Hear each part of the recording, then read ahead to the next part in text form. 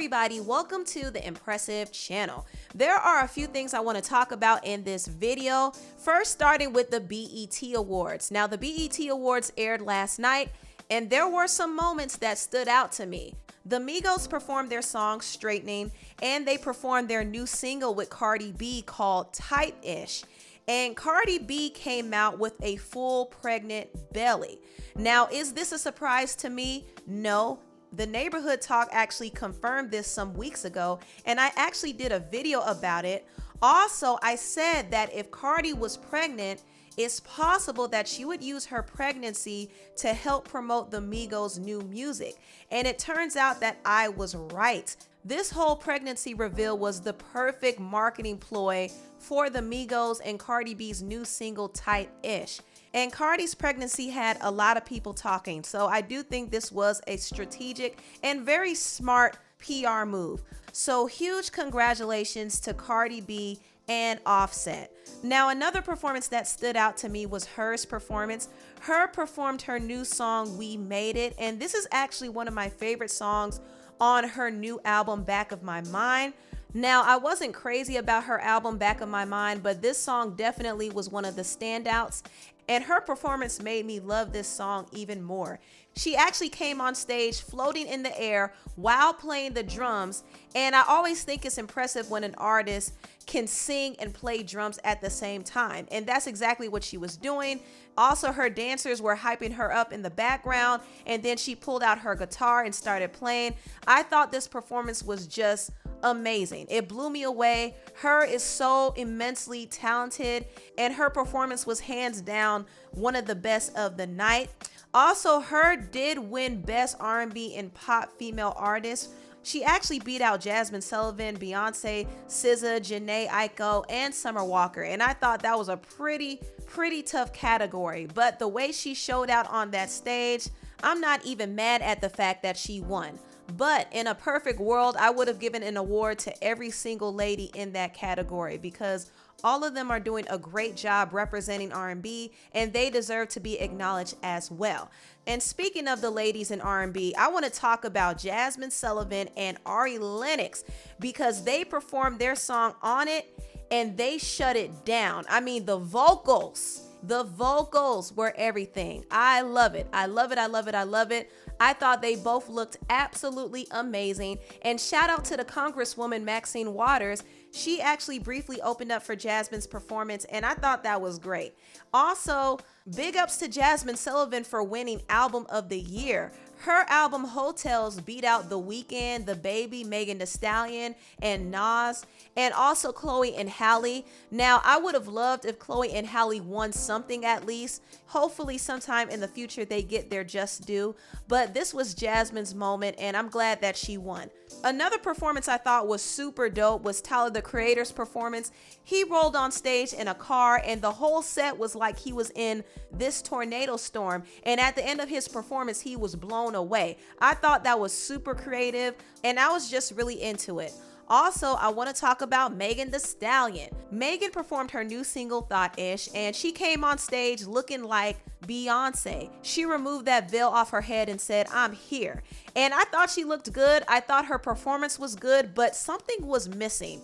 I feel like her stage setup was a little too plain. It could have been a little bit more elaborate. Like, for example, Lil Nas X had a great stage setup when he performed. He had the whole Egyptian theme going on, which was inspired by Michael Jackson's Remember the Time video. And I think Megan probably could have used more of that pizzazz in her performance as well. Or maybe she could have reenacted her music video. BET could have done a little bit more for her stage setup. But overall, I thought she did a decent job. She also performed again with DJ Khaled, The Baby, and Lil Baby. And I thought this was kind of an awkward moment because if you know, Megan and The Baby fell out because Megan got upset that The Baby promoted his song with Tory Lanez. So Megan didn't want to be on stage with The Baby at all. In fact, when she did her verse, she walked off stage. And I thought that was a little awkward because everybody was on stage but her. So that was a little messy. Now let's get into some of the awards that Megan won. Megan won Best Female Rapper, and she actually beat out Cardi B, Saweetie, Doja Cat, Mulatto, and Coi Leray. And I do think she deserved to win. Now, in a perfect world, I probably would have given it to Doja Cat, but Doja is not strictly hip hop, so maybe she probably wouldn't be qualified for it, but Megan won instead, and I'm happy for her.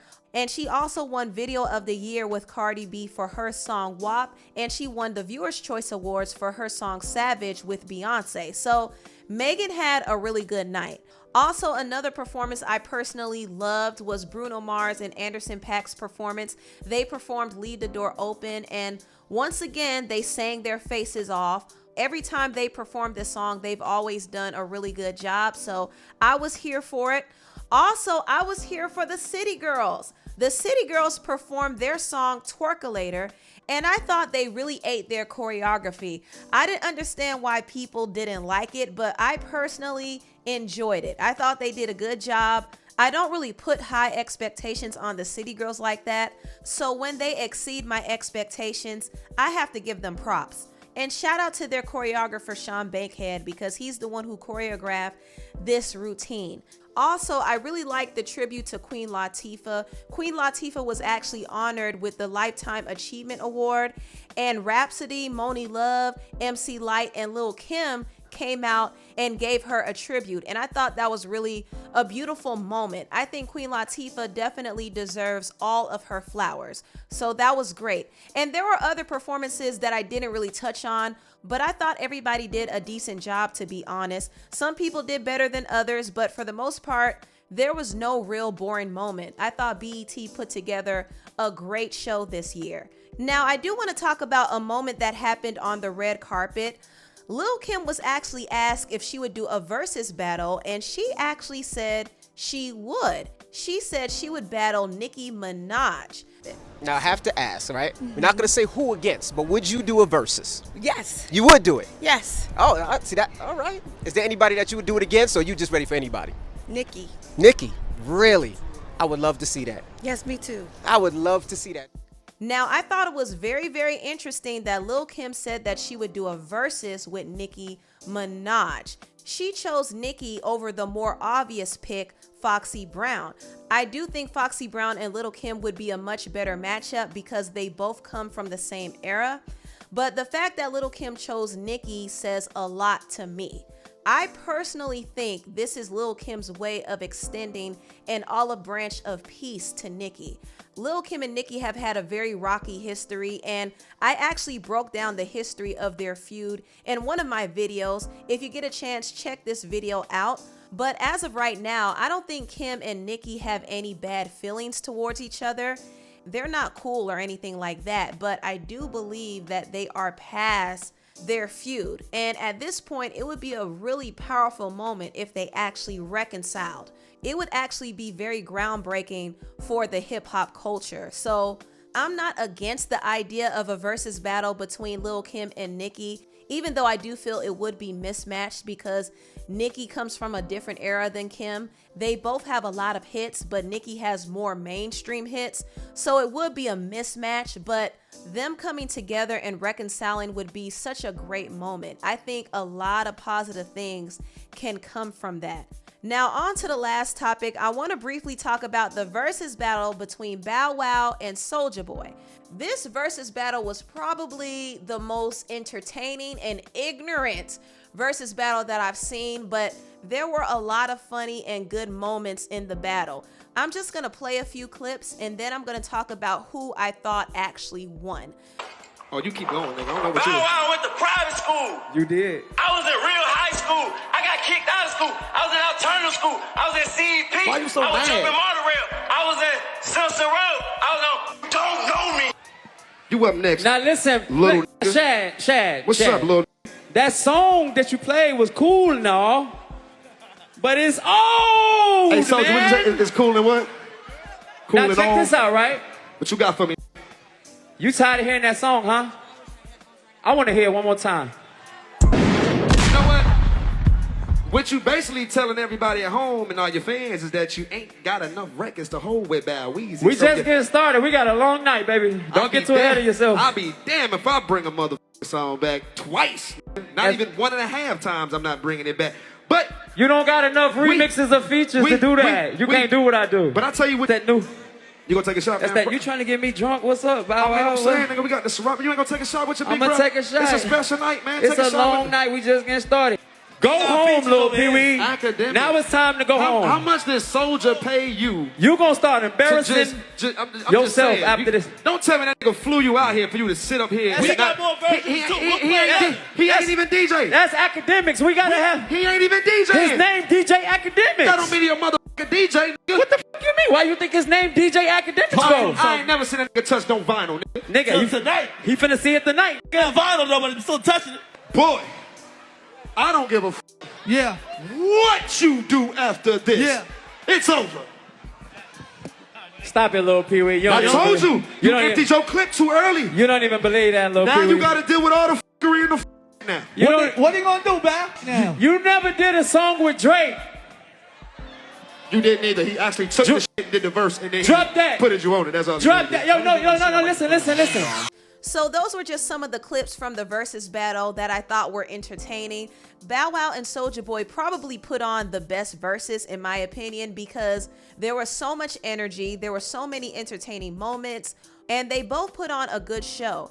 And I have to give it up to Bow Wow because I didn't know how good of a performer he is. So to watch him perform and just see how much stage presence he had and how much energy he had, and even to see his DJ match the same energy was great. And it actually sold me on the Millennium Tour because I wasn't sure if I was gonna go, but once I saw Bow Wow perform, I was like, okay, I need to get my tickets and go because I know I'm gonna be entertained. Bow Wow is headlining the tour alongside Omarion, and also Soulja Boy is performing as well. So I think the whole Verzuz battle was just a great marketing tool for the second Millennium Tour that's coming up in October. Now, when it comes down to who won, I personally give Bow Wow an edge over Soulja Boy. Now, Soulja Boy started out strong, and he actually got Nicki Minaj to drop a verse for She Make It Clap, and I thought that was a huge flex. He also reminded people that he's actually a producer as well. Beyonce sampled a snippet of Turn My Swag on her song Hold Up. Also, Nicki and Drake freestyled on some of his early beats, so he was kind of flexing his producer muscle. But as the verses went on, I will say Bow Wow did surpass him. This is just my personal opinion. I love the way Bow Wow performed. Even though his music is not as current as Soulja Boy's, he did outperform him. And he was able to bring out Jermaine Dupri, The Brat, 3 6 Mafia, and Omarion. So Bow Wow put together a better show. But one moment in the verses that really topped it for me was when Soulja Boy brought out Romeo. This is actually the first time Bow Wow and Romeo ever got on stage together, which is crazy because they've both been in the industry since they were children, and they've been in the same circles, but they never actually got a chance to perform together. So Soulja Boy brought Romeo out and made that happen, and that was definitely the best moment of the show. I told you couldn't do no verses without me. You definitely said And it that. wasn't about no music shit. Right. It was about history. It was Lil Romeo or Lil Bow Wow, right? And I wanted to show people we stronger together.